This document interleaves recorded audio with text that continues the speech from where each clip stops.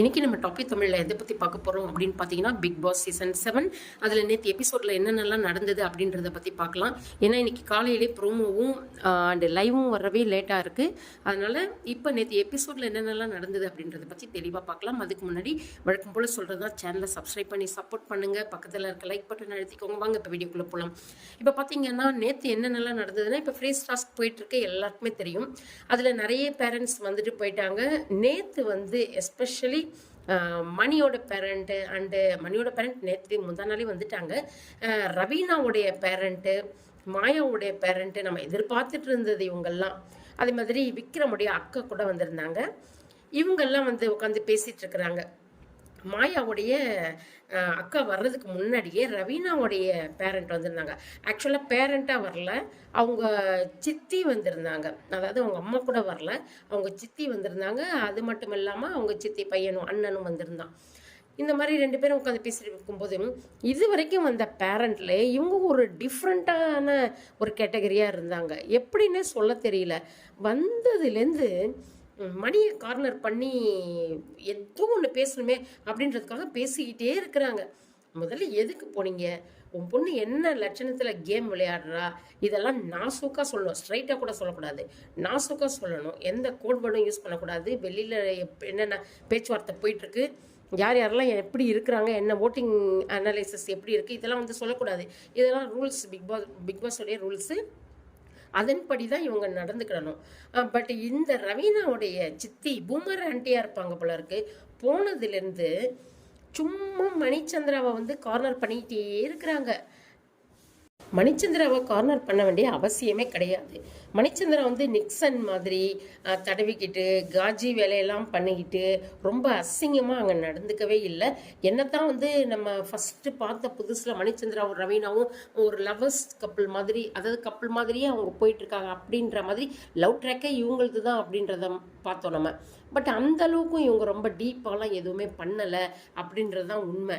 இந்த ரவீனாவுக்கு வந்து சிரிக்கிறதையும் கொள்முட்டி வேலை பண்ணுறதையும், அதாவது நாரதர் வேலை பண்ணுறது, அதுக்கப்புறம் வந்து தேவையில்லாமல் ரெட் கார்டை தூக்கி அனுப்புனது, இந்த கேடுகட்ட வேலைகளை தவிர இதுக்கு வேறு எந்த வேலையும் தெரியாது.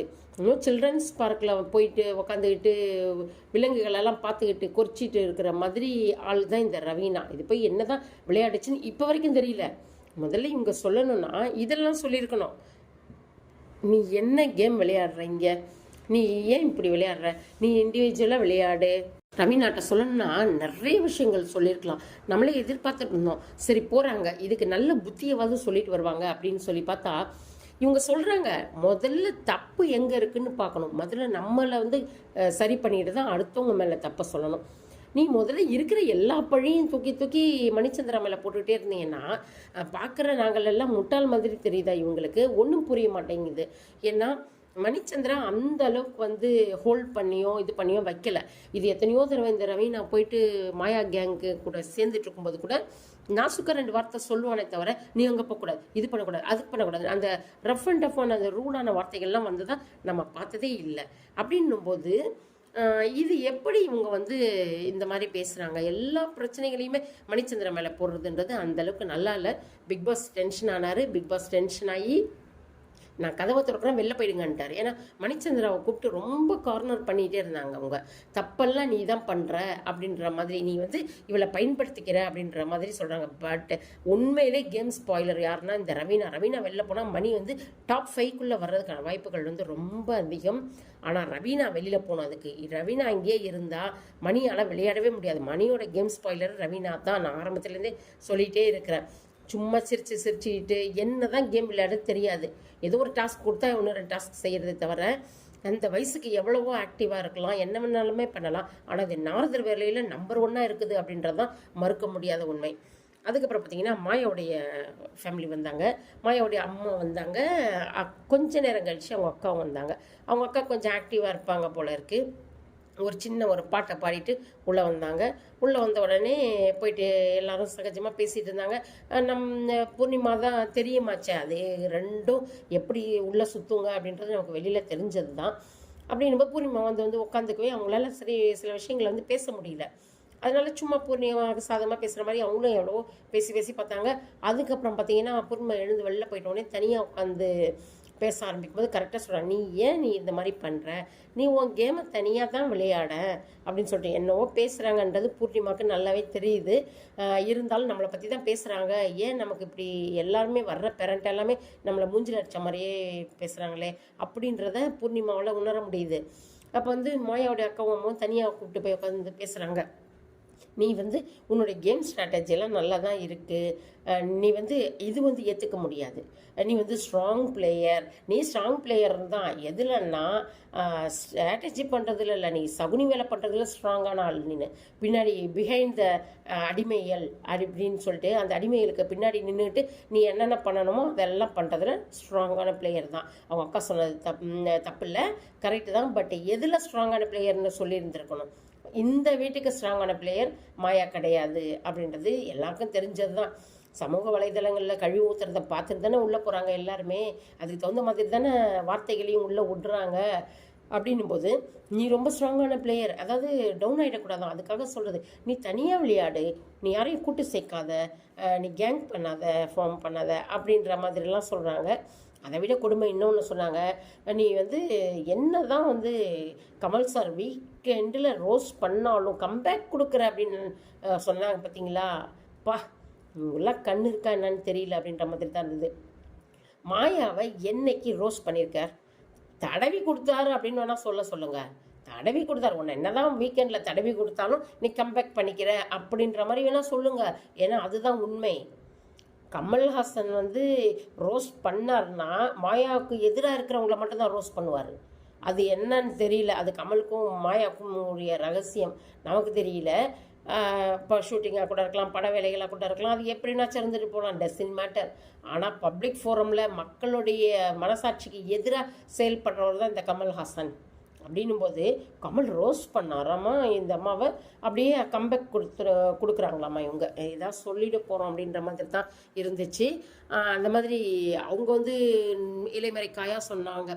பட்டு ரவீனாவுடைய பேரண்ட்டை வந்து வெளியில் போயிடுங்க அப்படின்னு சொன்னது ரொம்ப அசிங்கமான ஒன்று தான். அது அசிங்கம் உங்களுக்கு தேவை தான் கூட. ஏன்னா பிக்பாஸ் அதுக்கு ரீசன் ஒன்று சொன்னார், என்னுடைய வீடு இது, என்னுடைய கண்டஸ்டன்ட் வந்து என்னுடைய போட்டியாளர்களை வந்து நீங்கள் காயப்படுத்துறீங்க அப்படின்ற மாதிரி சொன்னார். காயப்படுத்துறீங்க, அவங்களுடைய மனநிலையை பாதிக்குது அப்படின்னு சொல்லிட்டு. பிக்பாஸ் உங்களுக்கு ஒரு கேள்வி, இதே தானே கமல்ஹாசன் பண்ணும்போது அதே போட்டியாளர்கள் தானே, அதே போட்டியாளர்கள் நியாயமான விஷயத்துக்காக வந்து ஒரு ரெட் கார்டு தூக்குன பொண்ணை வந்து அசிங்கப்படுத்தி உட்கார வச்சப்ப நீங்கள் என்ன பண்ணிட்டு இருந்தீங்க? நீங்கள் என்ன பண்ணிட்டு இருந்தீங்க? நியாயமாக பார்க்க போனால் கமல்ஹாசன் வர்றதுக்கு முன்னாடியே பிக் பாஸ் ரெட் கார்டு கொடுத்து நிக்சனை வெளியில் துரத்தின்னு இருக்கணும். அப்படி துரத்திருந்தா பிக் பாஸ் சரி, நியாயவான், தர்மவான் அப்படின்லாம் சொல்லிக்கிடலாம். பட் அந்த மாதிரி இல்லையே. அப்படின்னும் போது நீங்கள் அதெல்லாம் பேசலாமா அப்படின்ற மாதிரி தான் இருந்தது. பூர்ணிமாவுக்கு சில விஷயங்கள்லாம் புரிய ஆரம்பிச்சிருச்சு. ஏன்னா இப்போ கேம் ஸ்ட்ராட்டஜி இந்த 20 நாளில் மாற ஆரம்பிக்கும். இப்போவே ஒருத்தருக்கு ஒருத்தர் வெளியிலேருந்து வந்து சொன்ன உடனேவே அவங்கவுங்க விக்ரம் கூட சொல்கிறான், இது முன்னாடியே வந்து இந்த ஃப்ரீ ஸ்டார்ஸ்க்கு வச்சுருந்தா வெளியில் என்ன நடக்குதுன்னு தெரிஞ்சுருந்துருக்கும். இங்கே எல்லாம் என்னை பற்றி எப்படியெல்லாம் டீல் பண்ணிகிட்டு இருந்திருக்காங்க, என்னை எப்படியெல்லாம் பயன்படுத்திட்டு இருந்திருக்காங்கன்னு எனக்கு புரிஞ்சிருக்குமே அப்படின்னு சொல்லிட்டு சொல்கிற அளவுக்கு ஆயிருக்கு. உண்மையிலே சொல்கிறேன், அவன் தெரிஞ்சு பண்ணானா தெரியாமல் பண்ணானா, நான் அவங்க அப்பா வந்து கேட்ட ஒரே ஒரு வார்த்தை செருப்படியான வார்த்தை, அதுதான், டே என்ன தான் உனக்கு, எனக்கு இந்த 5 ஸ்டார் தேவையில்லை, நான் மக்கள் மன்றத்தில் போய் நின்று நான் ஓட்டை வாங்கிக்கிறேன், நீங்கள் பிச்சை போட்டு நான் இருக்க வேண்டிய அவசியம் இல்லைன்னு சொல்கிறதுக்கு உனக்கு வாய் எங்கடா போச்சு அப்படின்னு கேட்டார். பார்த்தீங்களா, அவருடைய பையன் தானா இவன் விக்ரம் அப்படின்ற மாதிரி தான் இருந்தது. அவங்க அக்கா கூட தங்கச்சி கூட நேற்று வந்து சொல்லிட்டு போச்சு, மாயாவுடைய கேங்கில் சேரவே சேராத, அவ்வளோதான்ட்டு நான் சொக்கா சொல்றதில்லை.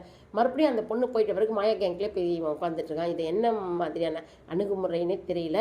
இருந்தாலும் பூர்ணிமாவுக்கு விஷயம் தெரியுது. சரி ஏன்னா பூர்ணிமா மாயா ஷேடோவில் உட்காந்துட்டு இருக்குது. மாயாவை எதுவும் சொல்ல மாட்டார் கமல்ஹாசன்.